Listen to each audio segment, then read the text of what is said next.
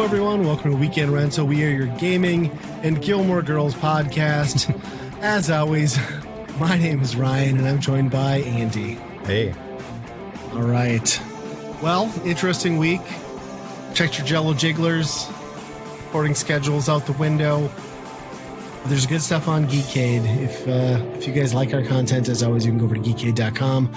Wonderful podcasts, video games, music, streamers, and more. Check it out. Geekade.com. What's your geek? We're a man down. I'm not upset about it at all. It's fine. But what I am upset about, along with most of the internet the past couple of days, is the Amico. Have you been watching this, Andy? So I haven't been following the story too much. I know there's like some photoshopped images, right? That's one of the part of the story. So that was part of it from E3. There was clearly, I guess, some photoshopped, what appeared to have been PS4 controllers swapped for that log of a controller that they have. Which I'm not mad at. People do that stuff all the time. Whatever. Yeah, I mean, it's a press photo, right? Yeah. Well, what seems to have irritated everyone is a writer for Ars Technica had, apparently there was a quote-unquote developer portal for the Amico, which was breached. Apparently it was all confidential information. However, it had flown over into the public domain. And this article, which I will say, it was not bashing what the Amico was. It was just merely going through the information that Intellivision had put on its own site. And he kind of pinpointed that, which led to specs for the console, led to some kind of cringy guidelines that some of them, at least, Tommy Tallarico definitely wrote. And then just some sort of guidelines on how to make games fun. And it was an interesting read, especially for people who have been skeptical about it. You know, I mean, love it or hate it, the Amico has been under the microscope. You know, it just is what it is. And this article kind of got to the nitty gritty, and then immediately Tommy took to social media and threatened a lawsuit, stating that it was just blatant lies, which is kind of funny because it's the information your company put out on the internet for its developers. Oh boy. And then, you know, he was like, this was labeled confidential. This information was stolen and publicized, but that's not the case. So he deleted the tweet, later backtracked, admitted that they had a breach in their security that let this data get out, and then kind of tried to play the victim card again. It's all honestly just kind of very funny to watch. And I mean, I think, you know, to the casual observer of this whole thing, like, kind of what you'd expect at this point. But I think the best part was like just the realization that the specs that they're basing this off of were like the comparable specs given in the development portal was basically an Android budget phone from like a few years back that would have cost about $100 at the time.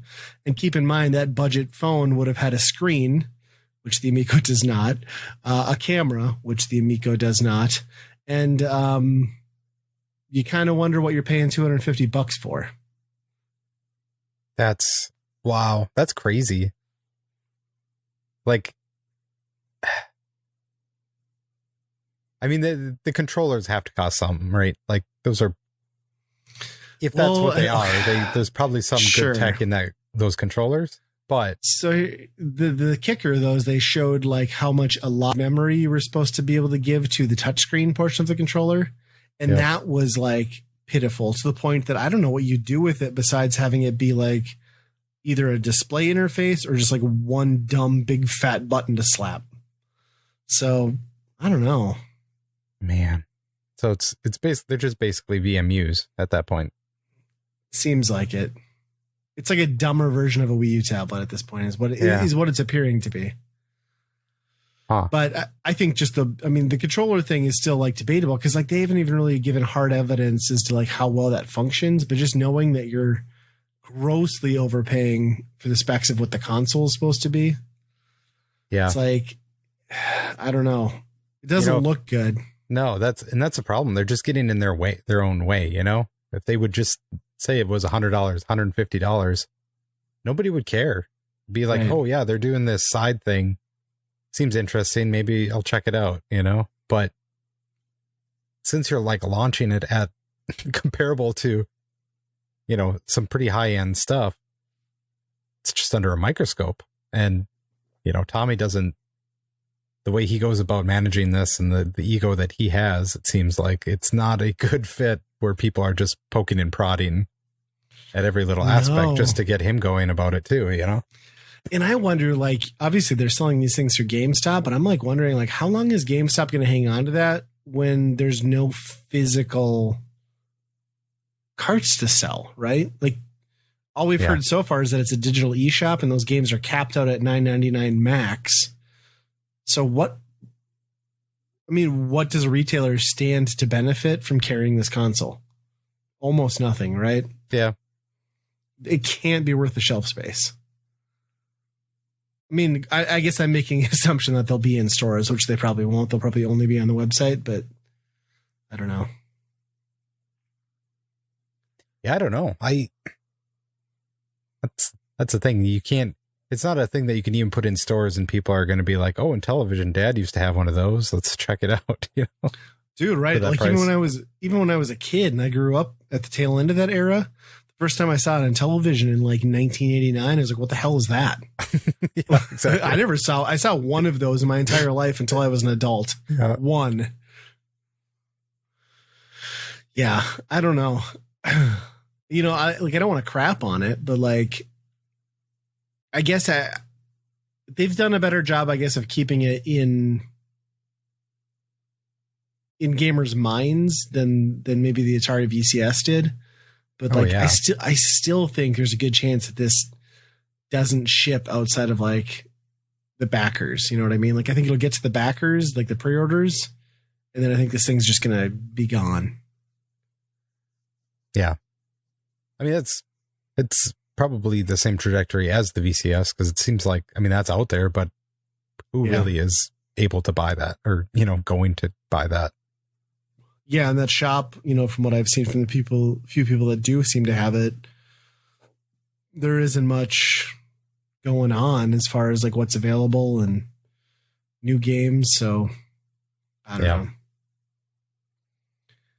I mean, it really does all come down to the price, I think. Yeah. If they had a fair price on that thing, it would alleviate pretty much every problem that they're dealing with. Yeah, and maybe, you know, maybe the approach should have been, and what Tommy should have done was like, we're going to launch this. It's going to be a new revolution, new games. Like maybe they should have just built a quality, like flashback style console that had a store interface to download ROMs through. Because there was a back catalog, right? And if at some point that turned into homebrew, great. But, you know, package it with 40 games, let people buy the other ones for $1 a piece. Sure. Probably makes more sense than because when the price is there and I can get a Switch or I can get this, what the hell am I doing? Yeah.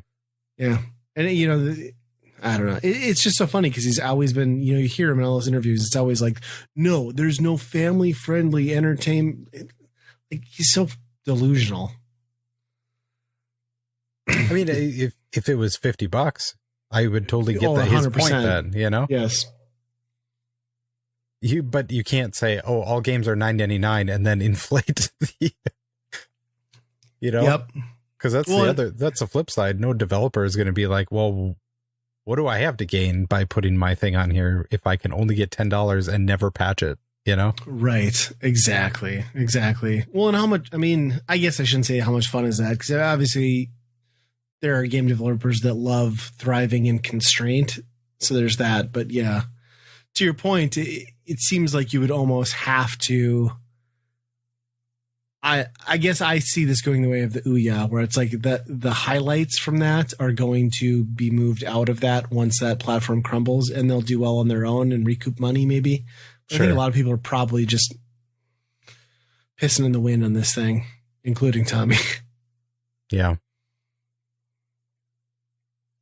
I mean, I think it'll come out. Like a lot of people are kind of saying that it's not going to, even if it even exists, but I think it'll come out.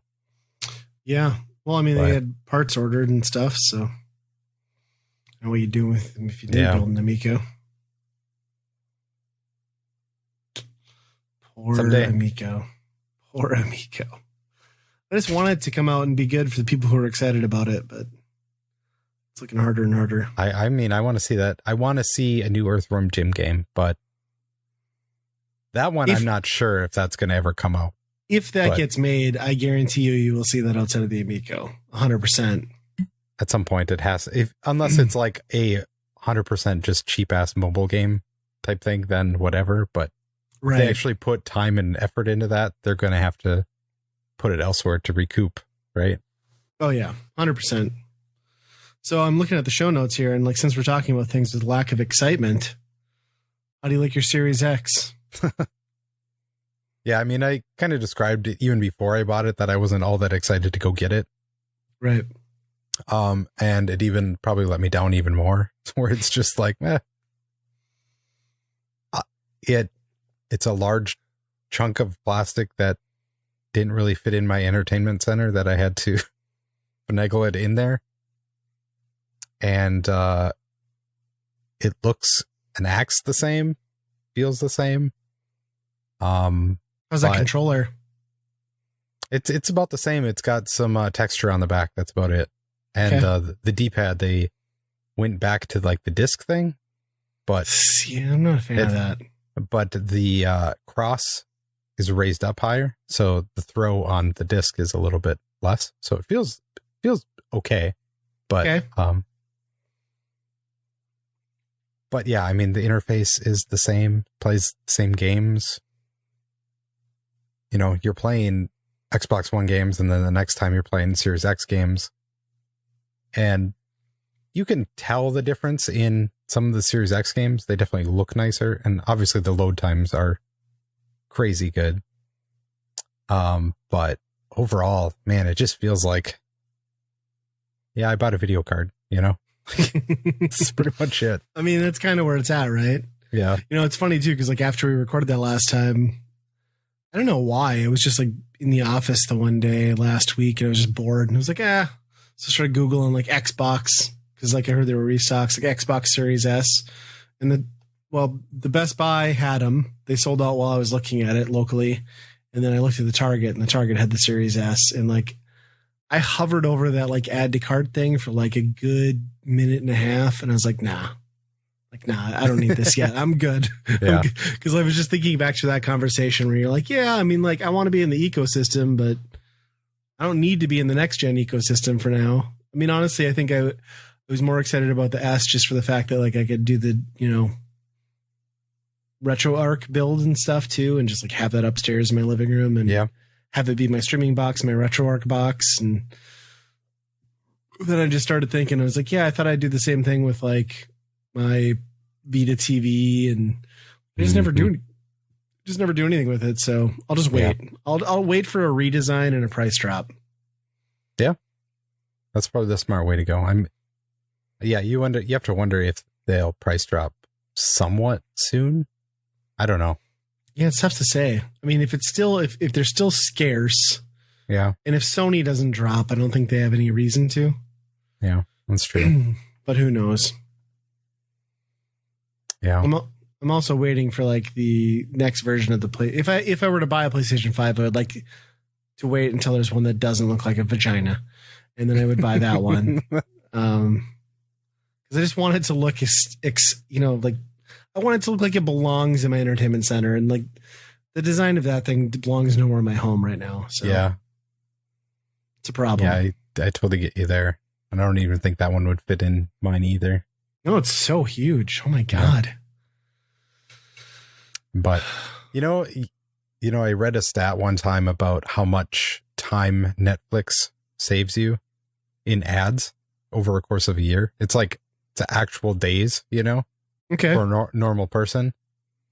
So, on the plus side, if I'm getting like 1 second load times, you are saving some time. Like I'm I'm playing Yakuza Like a Dragon right now, which is a lot of fun, but it's a Series X and the load times are seriously like 1 second. And it's funny because they have like the tips, like here's this character and like remember to check this, and you can't read, you get like 2 words in and you're there. I never thought about that.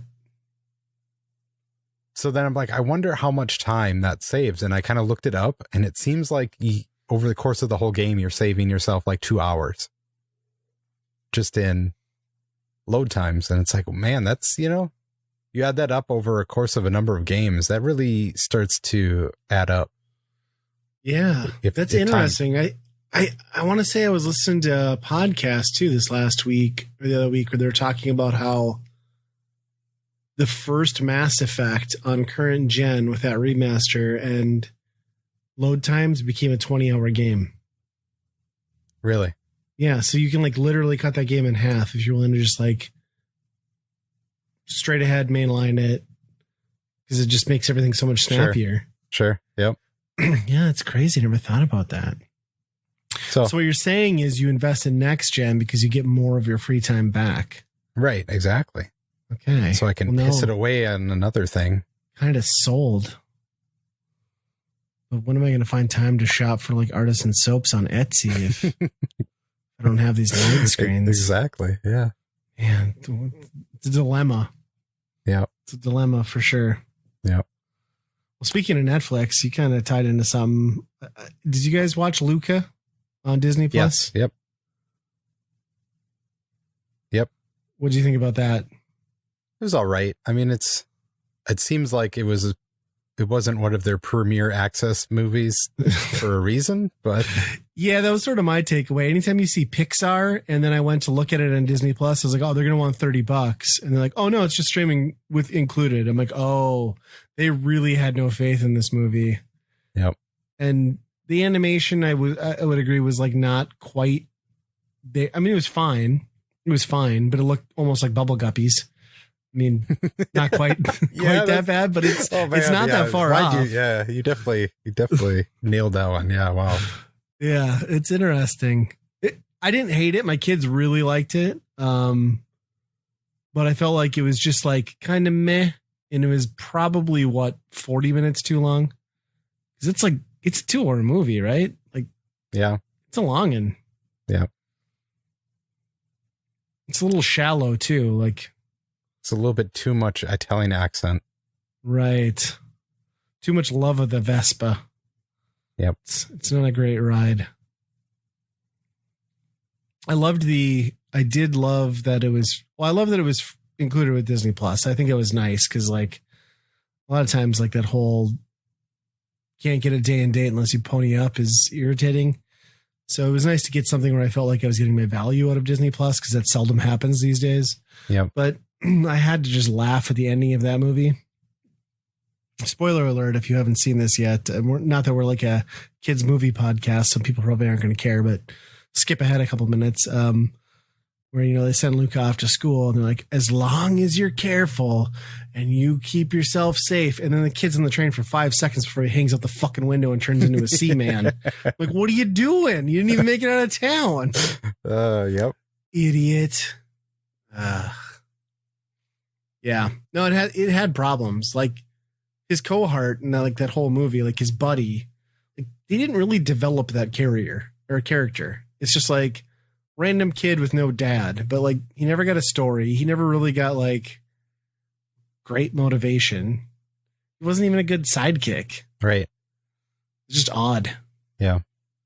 And I mean, how much of the movie is a new twist on like Little Mermaid? Yes. Yeah. 100%. Yes. I mean, but at least they were right in like showing that cats are assholes. I mean, that's as long as you get that tone right, can't trust a cat. Right. Yep. Real bastards. They're just out to get you.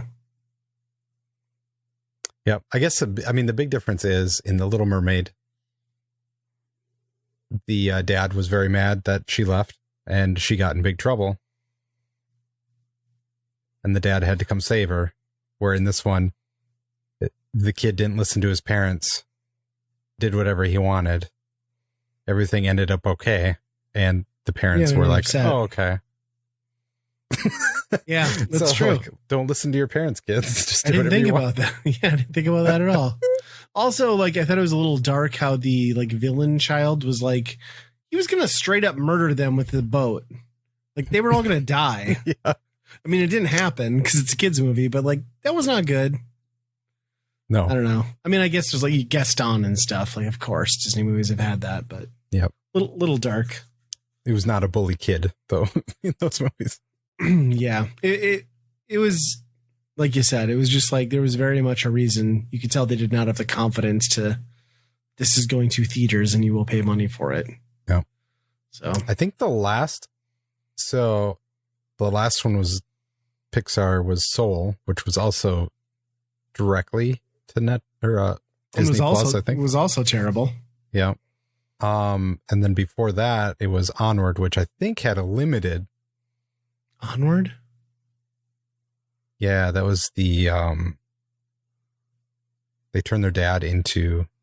Oh, yeah, that also was something. a dad. That was also a bad movie. Yeah, you're right. Like their track record lately has been terrible.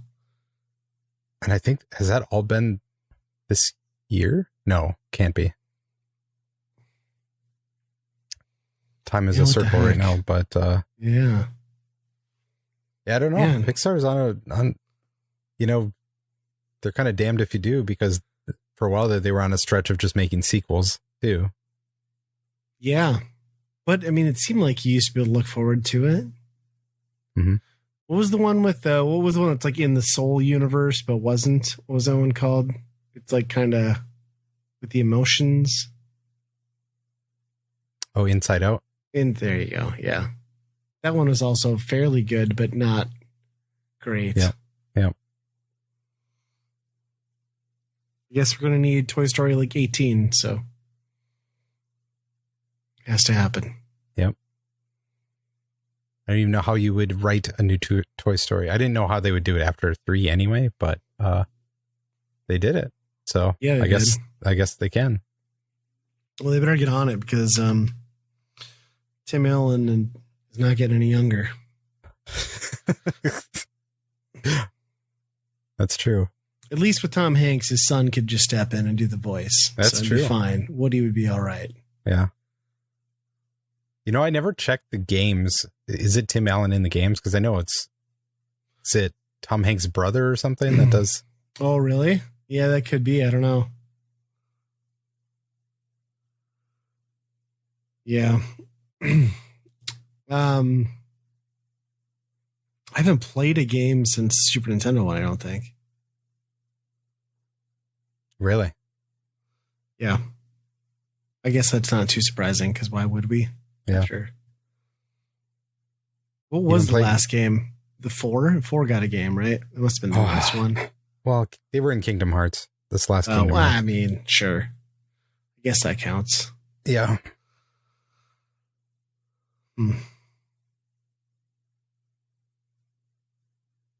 Well, I don't have a good transition for this because I screwed it up. I should have stuck with this when we were talking about the Xbox.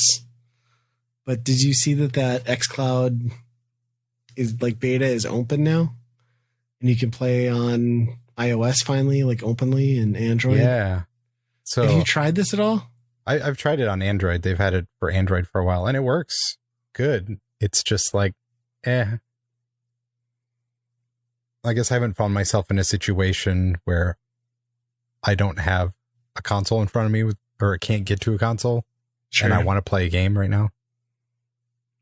I guess, I mean, I don't have bus rides and stuff like that. So do you have the ability with Android to like sync your phone right to it? The controller? Or not phone, the controller? Yeah. Because I don't think that works on iOS, right? Oh, maybe not. I haven't checked, but I would imagine it's going to be less compatible. Because they have to do it through a browser. It's like running in a browser window or something like that. Yep. Yeah, I'm not sure if that'll work or if that adds any delay to it. It worked somewhat good, but I mean, I tried like Forza on it, and you definitely couldn't play that competitively. Right. But I mean, yeah, that makes sense. I know I'm guessing what is on there from like the Xbox Game Pass library. It's like it's got to be a smaller list of games, right? I would say it's probably over half of the games are on there. But yeah, it is a different collection. Some are on cloud, some of them are not. I know they recently did upgrade, so if you are streaming on the xCloud, it'll always be on the Series X if it's possible. So you're getting Series X through your phone, which is pretty cool. Yeah. Although, well, no, I guess the resolution on phones now is good enough. So yeah, still get the benefits. Mm-hmm. Yeah, I don't know if they cut it down for streaming or anything like that, but yeah, I was kind of looking like they get the controller that works. They recommend for iOS where it's like it almost turns it into like a Switch-looking device. And I was just thinking like, yeah, if I was like a person who was like not into Switch, but I'm hardcore into Xbox and Game Pass, like I could see that being your alternative for like on the go stuff. You know what I mean? I don't know that it's for me because I even when I travel, I don't take my Switch, but yeah, it's cool that it's out there for everyone to try though now. I mean, it's just kind of like icing on the cake for what they're already putting out there as far as Game Pass goes. Right.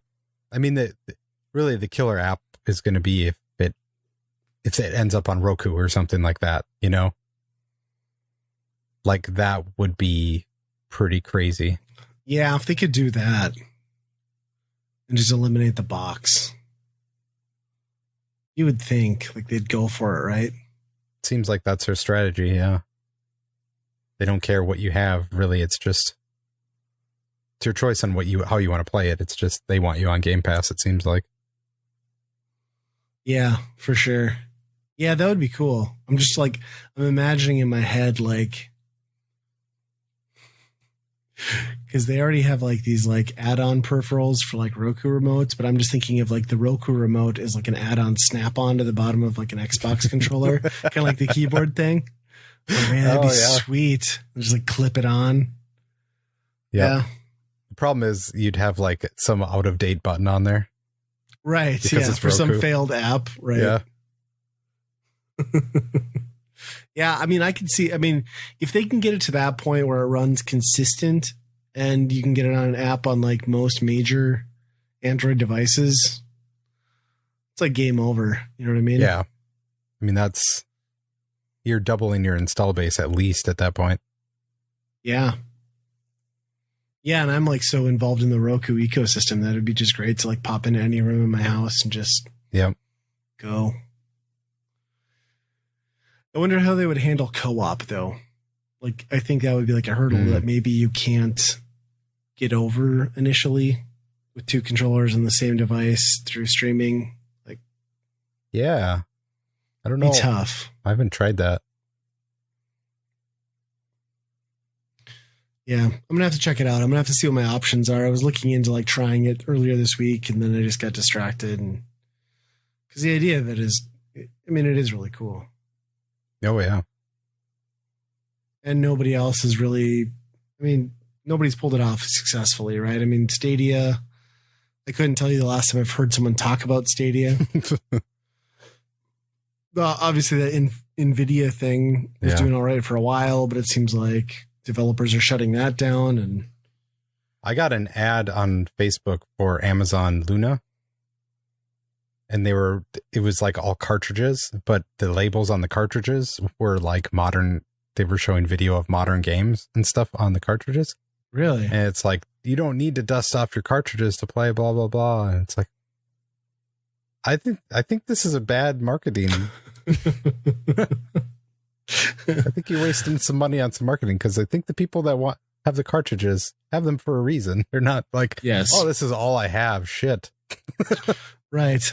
Yeah, because that's exactly right. Because the people who collect like us, like I look at my wall of cartridges and I'm like, I could get that off the shelf. I could get it into a console, or I could just hook up my mini and just go because the ROM's already on there. So, well, and then they don't have any classic games on there. I don't think maybe some Sonic or something like that. So it's not like you're saying it in that regard either, where you're just like, you don't have to pick up your cartridge, but they're just stating that, oh, somebody is stuck with a Nintendo and they're just like, oh, I'm sick of these games. There has to be a better way to play games. Yeah. How long do you give Stadia, do you think? Oh, think they'll pull the plug by 2022? Yesterday? I can't believe it's lasted this long for as long as, for how short a leash Google gives some things. So, yeah, I feel like an official announcement's coming before the end of next year. Yeah. I mean, they kill off things that are still active, but it's not on their trajectory that they want it to be. So, I mean, this is below. It's hardly even active, I would say, at this point. So, yeah, I mean, think about Google Glass. Like that was like one of their more like talked about batshit ideas, and like, yeah, that never went anywhere. No, and they shuttered their game studios for Stadia. So what's the point? I don't know. Or no, that wasn't. Was it? No, Amazon shuttered theirs, or did Google? I think they both have probably closed some of their studios. Yeah, yeah. I mean, Amazon's been working on games for like a decade, and they have like one to show for it. It seems like so. Yeah, it's pretty nuts. Pretty nuts. It's got to be a tough thing to get into, to be like, just going to start making, a console and new games. And well, yeah, because it's not like it was, 15 years ago even. The entry level for a AAA game is millions upon millions, like maybe $100 million. I mean, and if you think you're going to start that and just like have a bunch of indie games, like it's probably not going to draw like the audience that you need, which is that rabid like Call of Duty guy, right? Yep. I don't know. I was talking about that with somebody at work this week too, and it's just how sad the state of gaming has become because of those costs. And like, granted, nobody wants the cost of games to go up, but they probably need to, because nobody will take risks. Like we lost that entire B tier developer. You're indie or you are EA. There's no middle ground. Right. Like, I mean, the studio, I guess, that's doing No Man's Sky is kind of like this, maybe one of the last remnants, but they got funding too, right? Like they got a payroll from Sony to do that. Like that doesn't happen without that kind of support. So it's just bizarre. It is pretty cool. I mean, this is a story we don't have in our thing that, Housemarque Games, which they were like Super Stardust. They were a pretty small indie team, making these games, and they've built themselves up with all these Sony's exclusives that they've, put on their systems. And they put out Returnal, which is a pretty big game for them. Right. And now Sony bought them, which Sony seems like they're like, oh, you guys like putting your games on our system. How about we just buy you, Right. Well, I mean, they're just following suit from Microsoft, right? Right. Microsoft's like, well, if we can possibly acquire you, we will. So, right. Yeah. Yeah, that was kind of a big story. That was that's arguably one of the like more notable games for this whole PS5 generation. I mean, if not the only true exclusive, right? Well, Ratchet and Clank, which they also recently bought that studio, Right. Well, I heard a story too about how that Godfall, like they're porting that to last gen. Like who takes a current gen, like next gen exclusive, and then like 9 months to a year later is like, oh no, we're not making enough money. We have to go to the install base of like 160 million consoles to recoup. Like that is mind blowing. The Game of the Year edition. Yeah. Back compat. Yeah. I mean, it really does kind of like let it sink in that like maybe this generation is, as you said, like I got a new graphics card, Yeah. Sure, load times are less. Clearly, Cyberpunk is an example of why you wouldn't want to do cross-gen, but if all these other people are willing to take an attempt at it, it must be comparable enough to make it worth that effort. You know what I mean? Yeah. Because you wouldn't just redo like everything. So it's bizarre. Like, and kind of just makes you wonder, like, what are we doing here? You know, did we need this console launch when we got it? But well, yeah, that's definitely a no, I think. But yeah, well, and then I guess I'm kind of glossing over the fact too that we did go through a pandemic. So had things stayed on course and not fallen off this like 18-month train wreck, you know, would this be necessary? Maybe not. So yeah, it is just sort of unprecedented though. And I don't think Godfall did that well, right? Like, no, people talked about it a lot leading up, but I feel like nobody talks about it after the fact. Yeah. Well, that's the thing. Like, if you're doing a launch game, if these games cost as much as they cost to make now, like, yeah, you might sell every copy you have on launch day, but it's still a very small number to the total of PS4 owners, you know? Mm-hmm. Yep. Yeah, it's almost like the Wii U dilemma. Like, the best-selling game is still the worst-selling game in the franchise, right? So, I don't know. It's tough. Yeah. Yeah, I don't know what they do. But, yeah, and I mean, well, and by all accounts, it doesn't sound like that problem's getting better even going into next year, right? So, no. You know, you're still, best case, let's say they finally get back on demand in 2023. You know, by January 2023, everyone can get the console off the shelf.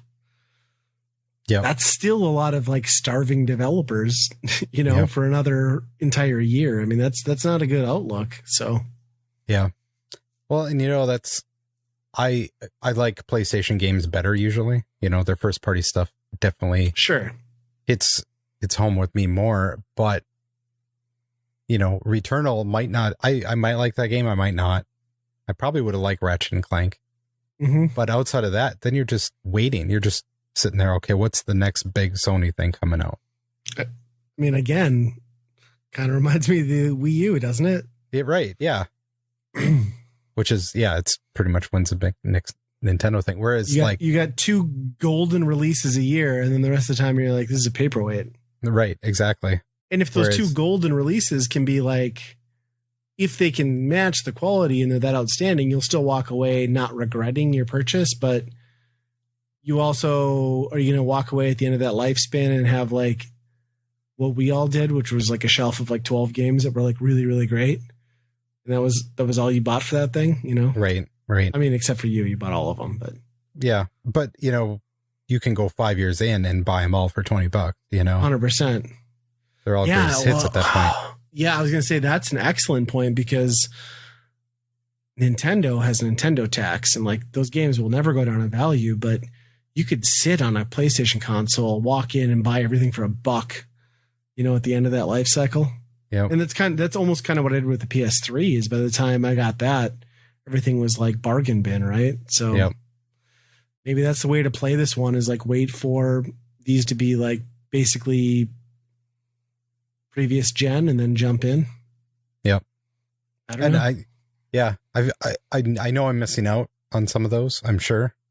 You know, you're not catching it when they're brand new, which is kind of fun, but yeah, I mean, in the excitement of Bug Snacks day one, I just can't like, I regret not getting on that. Yeah. But yeah, I don't know. Game Pass, it just seems like they hype up the next releases and I mean, it doesn't really matter if they're Xbox Series X or not. Right. It's definitely cooler if they are, but it just seems like there's always something new to play on there. You got to go back and say that like Matthew McConaughey. Be a lot cooler if they were.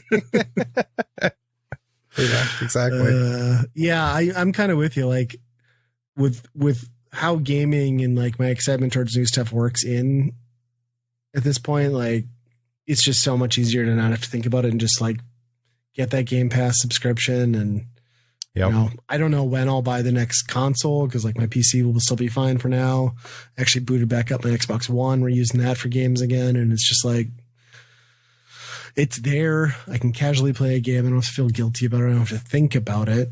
And I mean, granted, I'm still in that like buffer where I've got, you know, basically free Game Pass for the next couple of years, but even at $15 a month or whatever it is, I spend way more money on dumber crap. You know what I mean? Oh, yeah. So it's kind of a no-brainer. And with all the exclusives that should, in theory, be hitting about 3 years from now, I mean, might just crush everything, right? Like there's the potential for like 2025 to be just absolutely mind-blowing with first-party exclusives for Xbox. Yeah, you'd have to imagine they'd all be hitting at that same point almost. Mm-hmm. Yeah. Yeah, it'll be a interesting time for them. Yeah. Hey, I did finally beat Dragon Quest. Did you? How many hours? I don't know because the timer was on in the background, the quick resume stuff. Okay.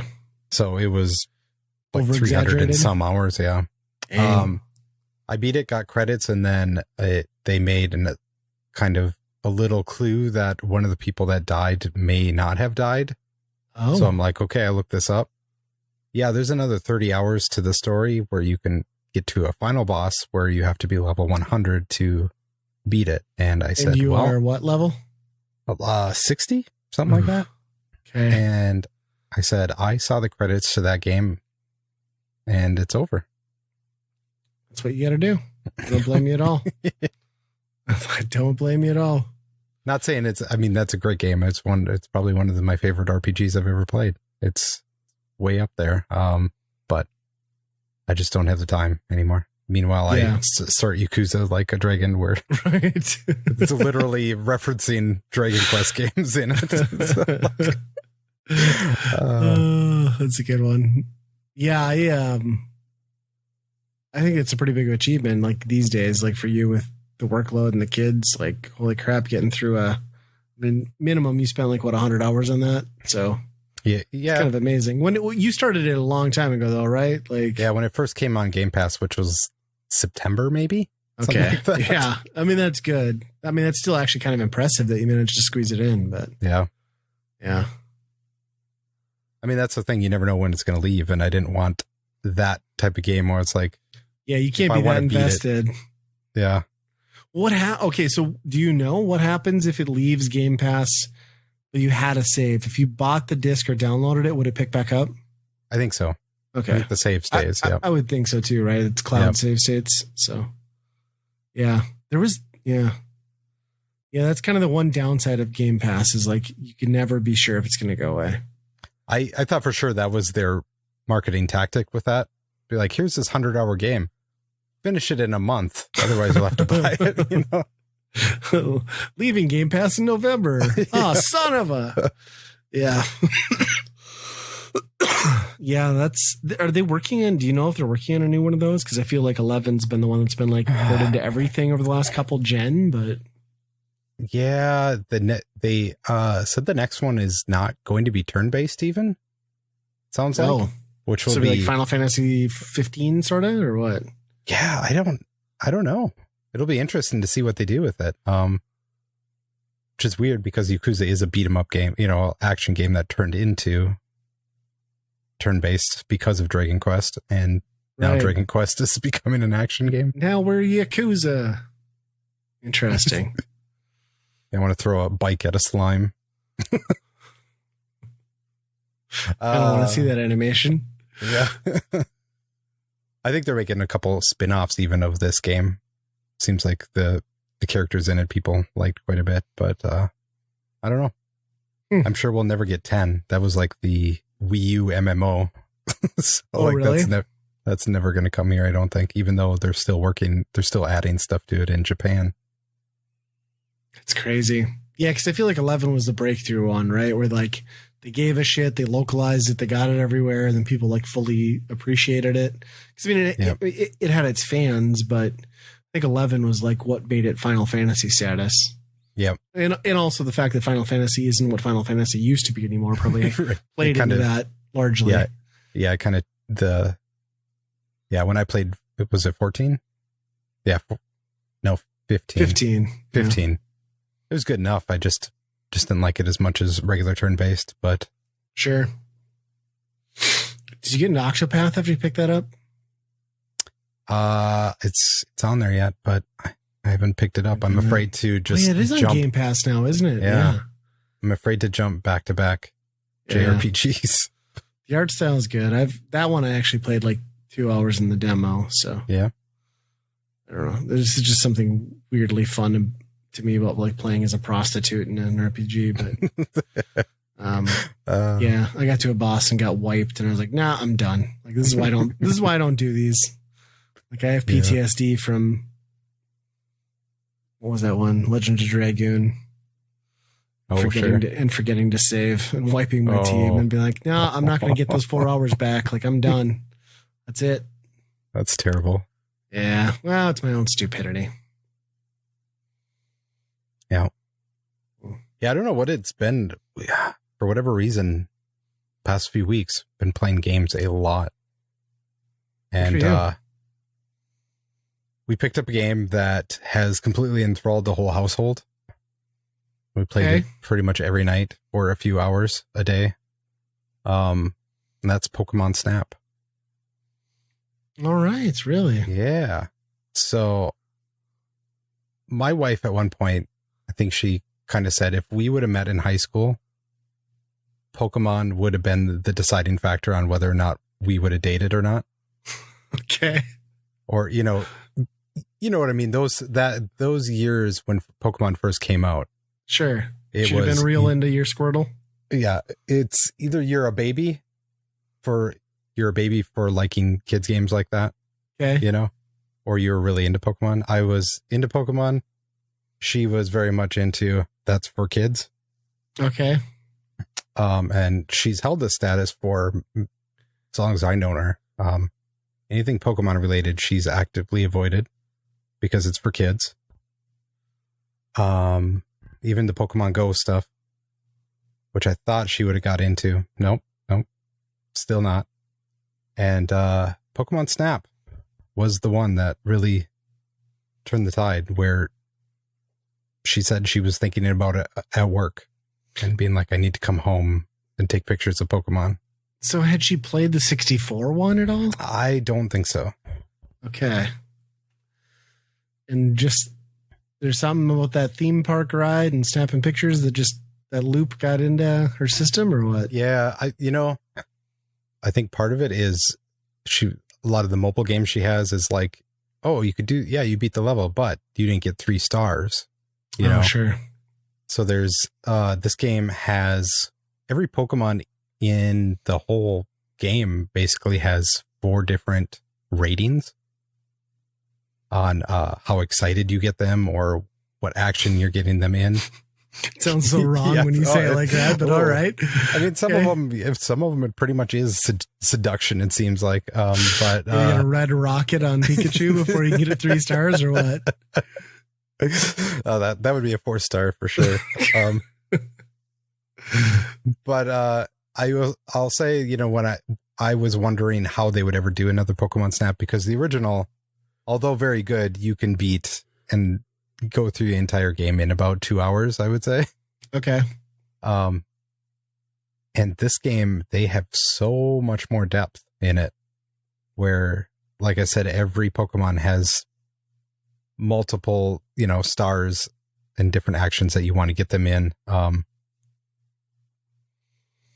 The interactions between all the Pokemon and the secrets of how you get them to do this with this Pokemon, it's actually kind of crazy that it's a thing.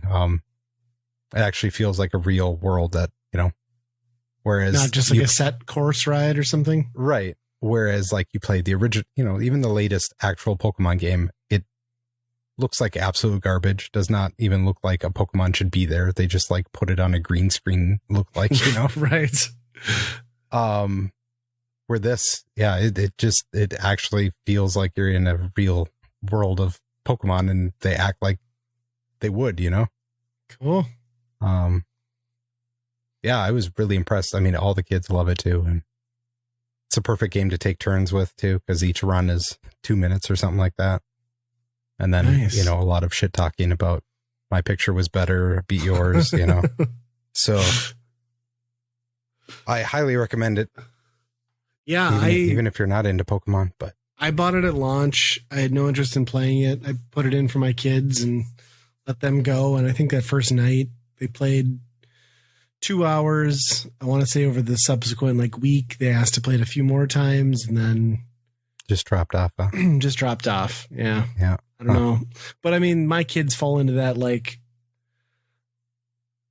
we got to build some in Minecraft loop, and then like, wow, we got to go back and check out all our slimes and Slime Rancher. And actually, my daughter was down here bawling this evening because she accidentally killed a jelly in like Minecraft. I think they had like jelly pets or something, and it's just like, man, you guys take your games like way too seriously. Like you can spawn another like jelly, it's fine.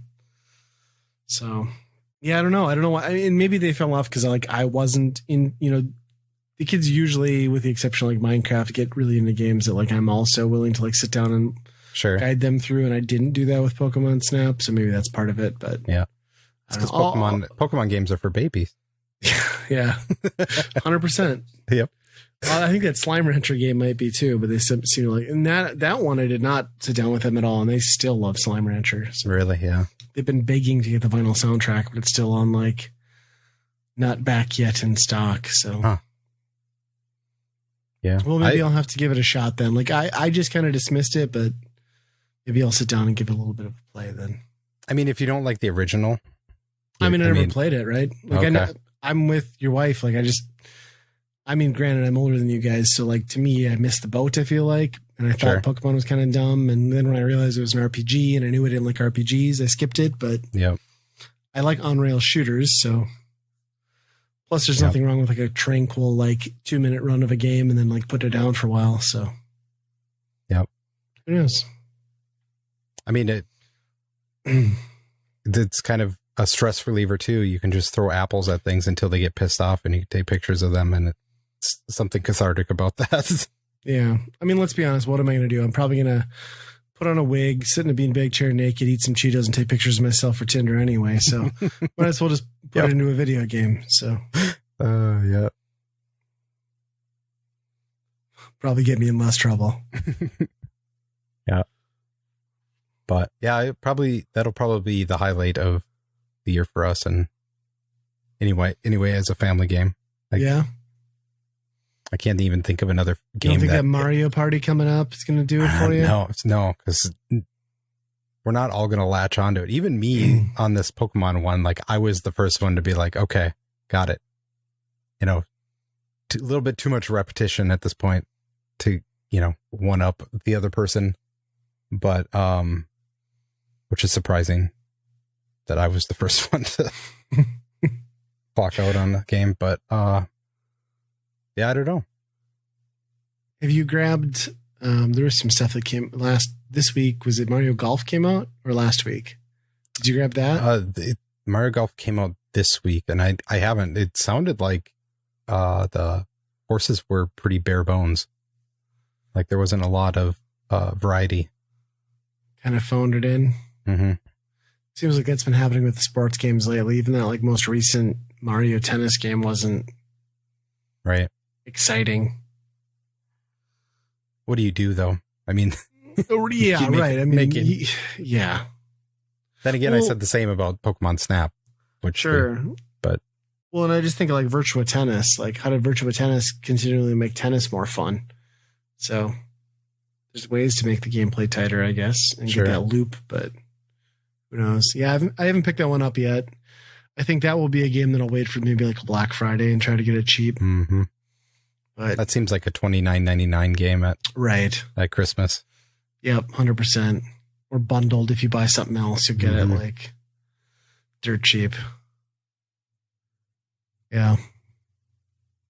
Yeah, it's been a weird summer for games. There hasn't been a lot of these big ones. I guess the next thing is the Skyward Sword, right? And that's coming up middle of this month. Yep. I haven't decided if I'm going to actually put my time into that or not, but especially with the thing that was like, oh, this will make it easier. And then they don't give it to you. But yeah, I think I'm going to do that one because I've wanted to play it and Ryder's still really into, my son's still really into Zelda.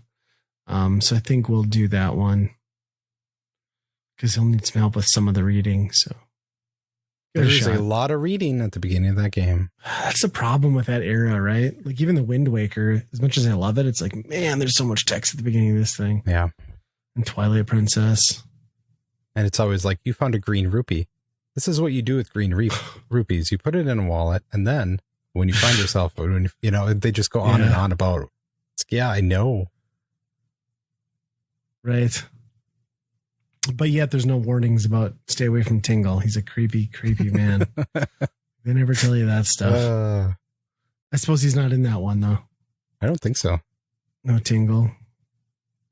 They're very selective on where Tingle touches the Zelda timeline, I think. Yet they gave a Tingle suit in Breath of the Wild, so I don't know.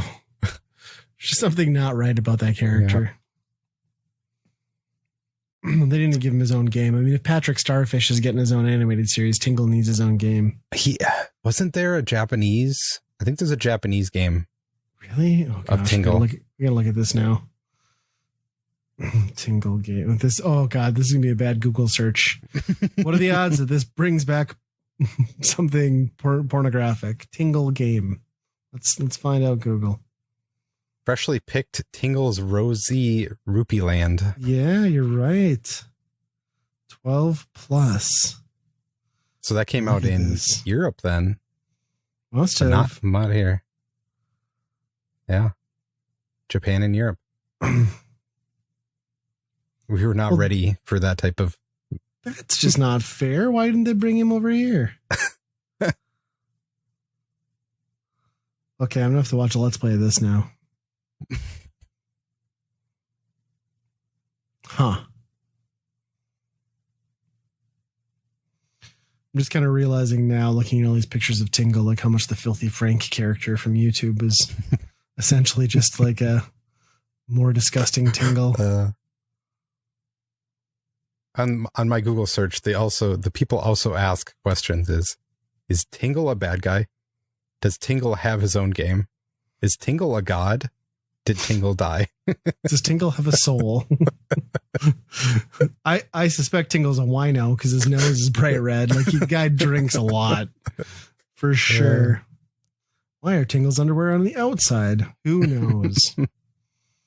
He's Tingle. He's like, he's got to be like the Waluigi of Zelda, right? Pretty much, right? Yeah. It's actually a good point. He'd make a great WarioWare character. Like all those like goofy animated. He'd fit right in with that cast. Yep. Just bring him in. Just do it. So, have you played Super R-Type? I've played, yes, on Super Nintendo. Oh, yeah? I have. This was a good time to talk about that. I don't know, for whatever reason, but I don't remember much from it. I never got really into those R-Type games. I've always found them pretty tough because, like, the character or the ship is such a large, like, hitbox. Yep. And, yeah. But I did play I got it sitting right next to me, like the R-Type Final 2. I picked that up. Oh, yeah. And that's been good.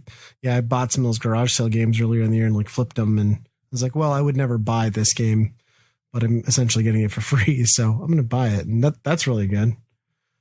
The thing for me with like R-Type and like shooters in general is like I did not appreciate them until about, I don't know, 8 years ago.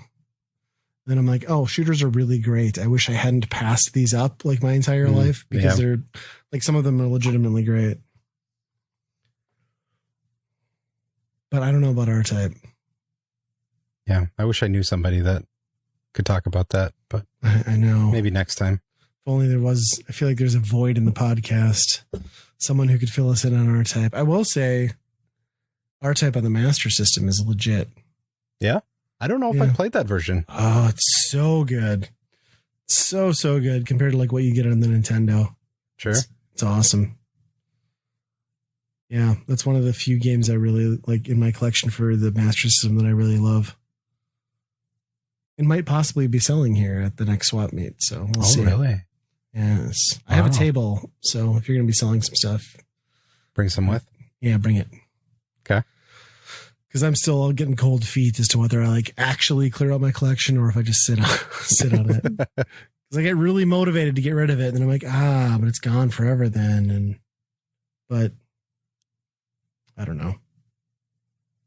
It's the same story we've talked about in this podcast every other episode for 4 years now. So yeah, I don't need to rehash it, but potentially I could be getting rid of that one.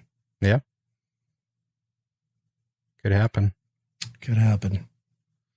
Maybe pigs will fly. We'll see.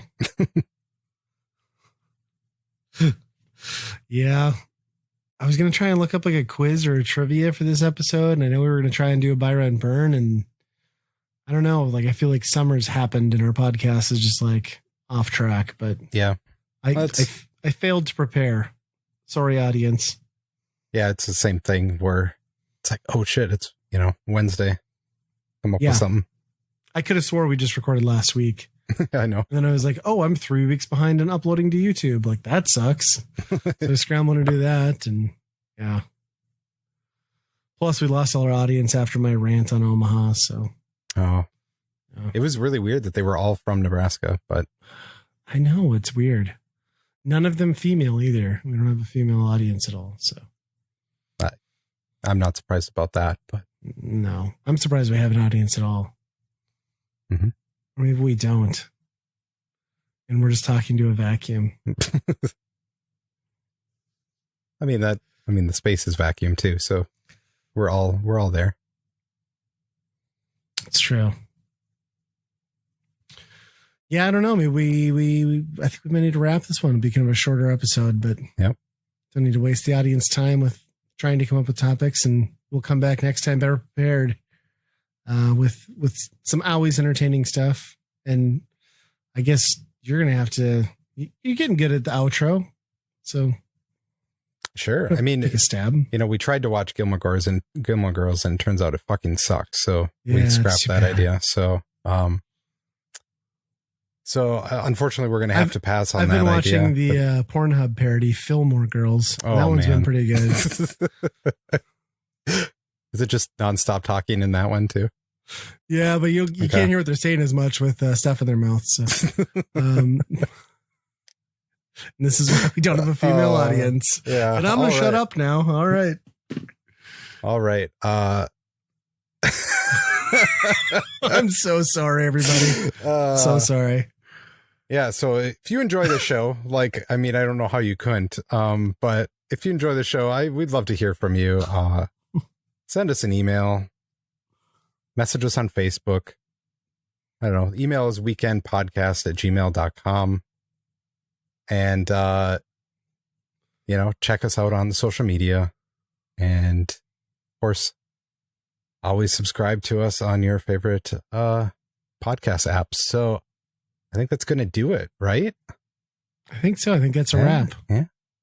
So be kind, rewind.